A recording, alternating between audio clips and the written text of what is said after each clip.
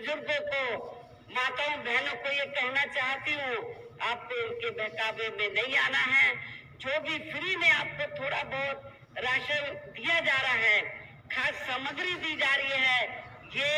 मोदी जी की जेब से नहीं, बीजेपी की जेब से नहीं दी जा रही है, बल्कि आप जो लोग टैक्स देते हैं, जनता जो टैक्स देती है, उस टैक्स के पैसे से तो ये खाद्य सामग्री आपको दी जा रही है। इसलिए आप लोगों को इनके बहकावे में नहीं आना है, ये नहीं सोचना है हमने नमक खाया है, इनका नमक अदा करना है। ये तो आपका ही अपना नमक है, टैक्स के द्वारा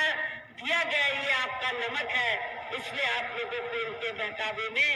कतई नहीं आना है। और वैसे भी इनकी ये गरीब लोगों की जो जटिल समस्या है, देश में हर हाथ को काम देने से केवल दूर हो सकती है, जिसकी तरफ हमारी पार्टी की बनी सरकार विशेष ध्यान देगी। साथ ही देश में पिछले कुछ समय से अति गरीब परिवारों को अस्थायी तौर पर फ्री में जो थोड़ी सी खाद्य सामग्री दी जा रही है, तो उससे इनका स्थायी तौर पर भला होने वाला नहीं है। आप लोगों को मालूम है कि पिछले कुछ समय से भारतीय जनता पार्टी की सरकार जो गरीब लोग हैं उनको थोड़ा सा राशन देकर,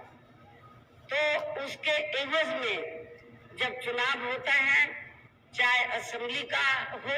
या पार्लियामेंट का, इस समय पार्लियामेंट का चुनाव हो रहा है, तो फिर भारतीय जनता पार्टी और आरएसएस के लोग करते क्या हैं, गांव-गांव में जाते हैं और गांव-गांव में जाकर तो जनता को ये कहते हैं, गरीब लोगों को उनकी बस्तियों में जाकर, कि भारतीय जनता पार्टी ने,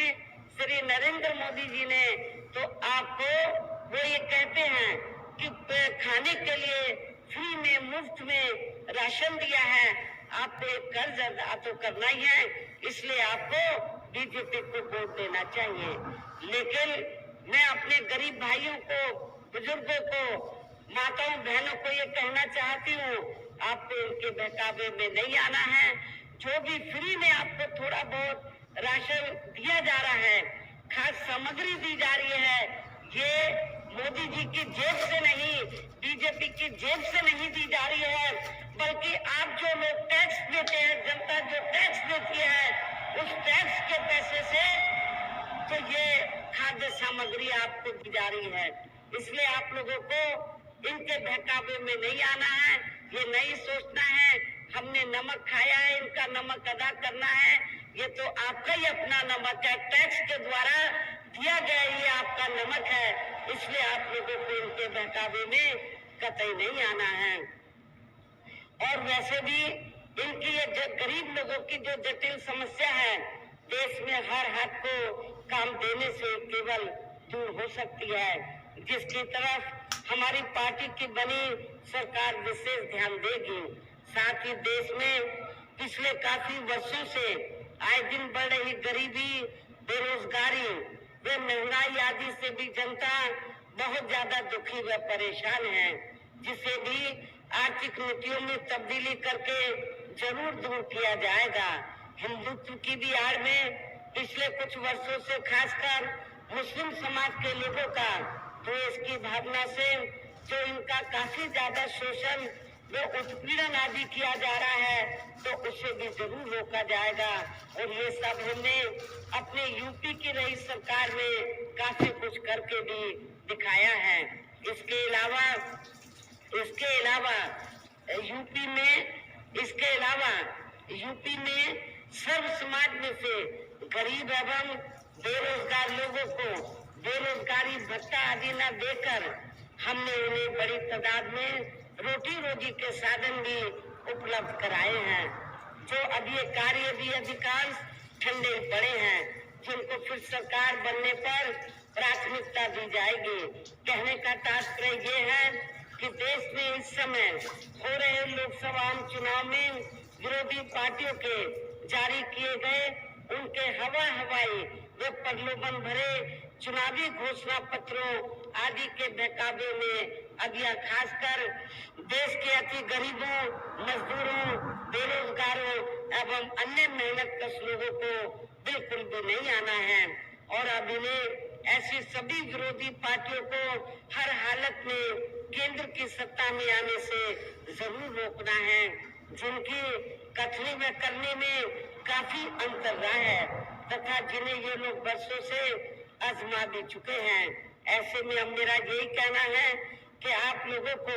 अपने खुद के व अपने प्रदेश, क्षेत्र व देश के भी हित में अपने वोटों को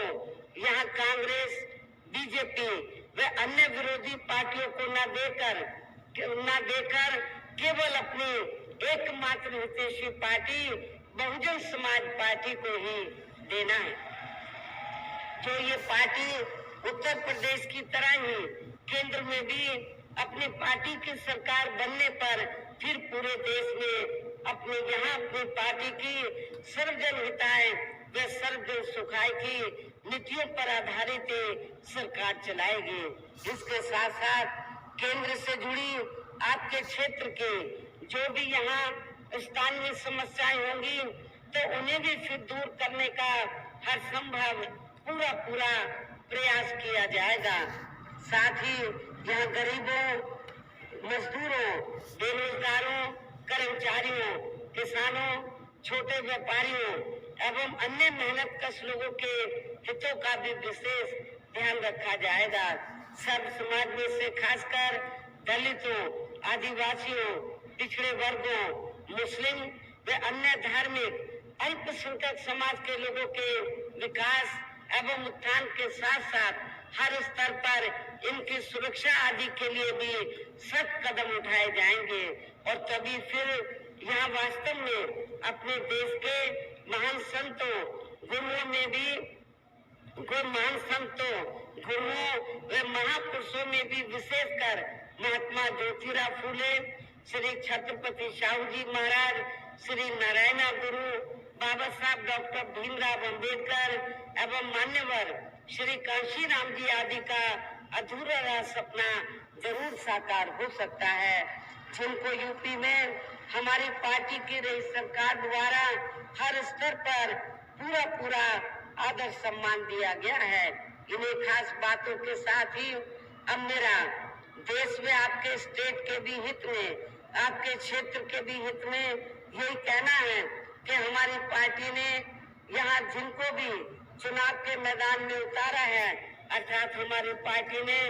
बदायूं लोकसभा की सीट से श्री मुस्लिम खां को, आपकी आमला लोकसभा की सीट से श्री आबिद अली को,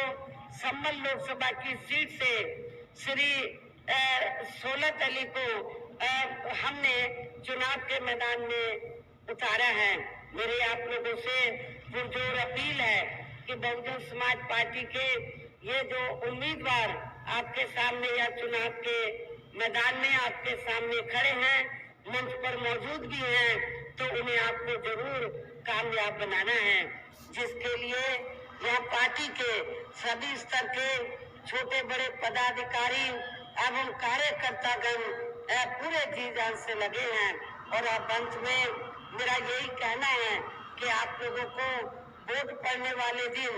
यहाँ बीएसपी के अपने सभी इन लोकसभा उम्मीदवारों को अपनी पार्टी का जो चुनाव चिन्ह हाथी है, हाथी चुनाव चिन्ह के सामने वाले बटन को दबाकर अपनी पार्टी के